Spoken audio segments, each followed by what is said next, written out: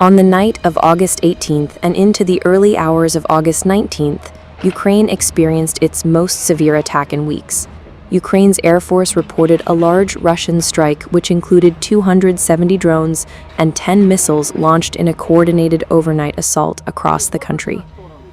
Despite Ukraine managing to intercept about 30 drones and 6 missiles, the effects were felt in 16 different locations.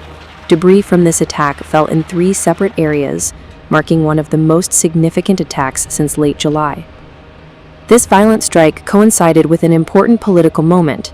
Ukrainian President Volodymyr Zelenskyy was meeting in Washington with U.S. President Donald Trump and several European leaders.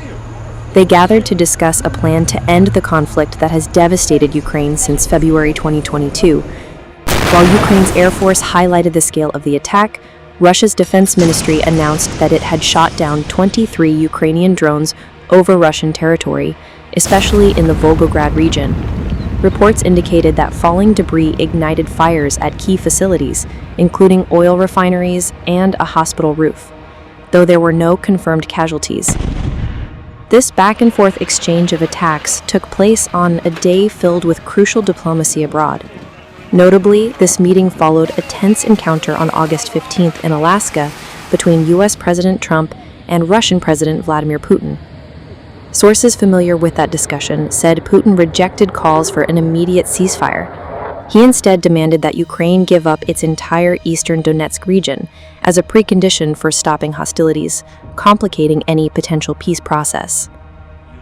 Before the talks in Washington on Monday, President Trump seemed to push Zelenskyy toward compromise.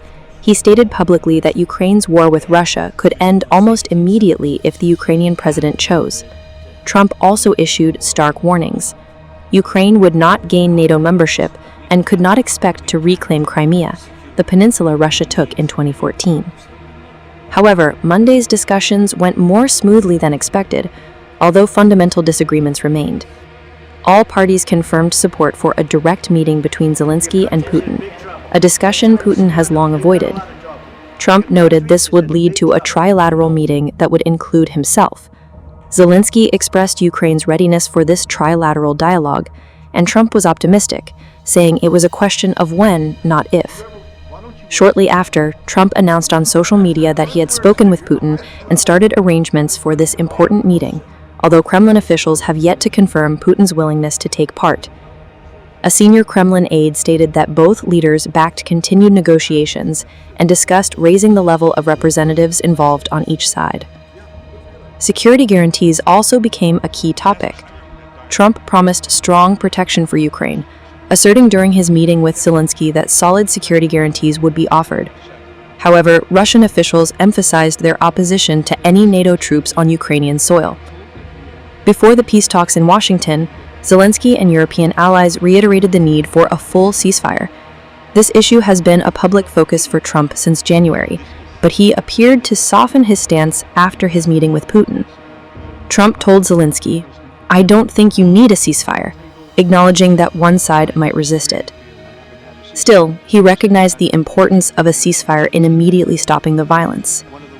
In post-meeting reflections, European leaders highlighted the challenges ahead. French President Emmanuel Macron praised the unity among U.S., European, and Ukrainian leaders in seeking peace, but questioned Putin's intentions. As long as he believes he can win through war, he will continue. He warned that Russia aims to capture as much territory as possible, weakening Ukraine to make it either non-viable or forcibly aligned with Moscow.